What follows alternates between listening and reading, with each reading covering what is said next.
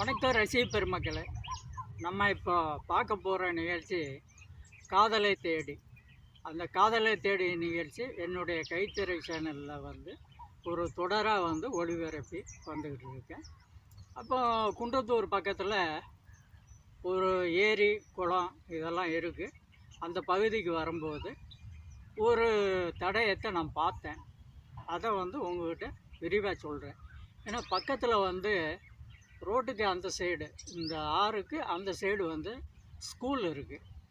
அந்த ஸ்கூலில் உள்ள பசங்க, இந்த ஊருக்கு போகிற பசங்க யாராவது ஒரு ஆள் இங்கே ஏதாவது ஒரு தடயத்தை விட்டுருப்பாங்க அப்படின்னு பார்த்தேன்.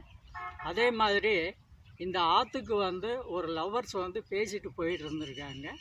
அப்போ அவங்க நோட்டு ஸ்கேலு அது இங்கே தவறி விட்டுட்டாங்க. சரி கிடைக்க அப்படின்னு சொல்லிட்டு ஒவ்வொன்றா செக் பண்ணி பார்த்தேன். அதில் எல்லாம் எழுதி வச்சுருந்தாங்க. அப்போ பார்க்கும்போது ஒரு நடு பேச்சில் தன்னுடைய காதலன் பேரும் தன்னுடைய காதலி பேரும் எழுதி வச்சுருக்காங்க. தன்னுடைய காதலன் பேர் ரவி, தன்னுடைய காதலி பேர் கவிதா. அதை எப்படி எழுதி வச்சுருக்காங்கன்னா, ரெண்டு இதயம் போட்டு தனித்தனியாக எழுதி வச்சுருக்காங்க. என்னடா வித்தியாசமாக இருக்கே அப்படின்னு சொல்லி பார்த்தேன். அப்போ அந்த நோட்டை மூடும்போது அந்த ரெண்டு இதயம் ஐ லவ் யூன்னு சொல்லி எழுதியிருந்தாங்கள்ல, அது ஒன்றா இருக்குது. இப்படி பிரித்தா, நோட்டை பிரித்தா தனியாயிரும்.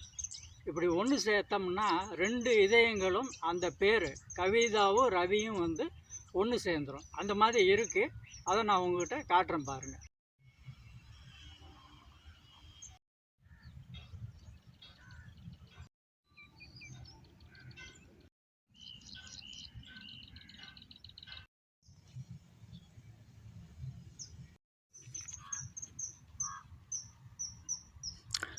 இதாங்க நான் சொன்னேன்ல, ரெண்டு இதயம் தனியாக இருக்குன்னு. இப்போ பாருங்கள், இந்த நோட்டு புக்கை நான் மூணு உடனே அந்த ரெண்டு இதயங்களும் ஒன்றாகும் பாருங்கள்.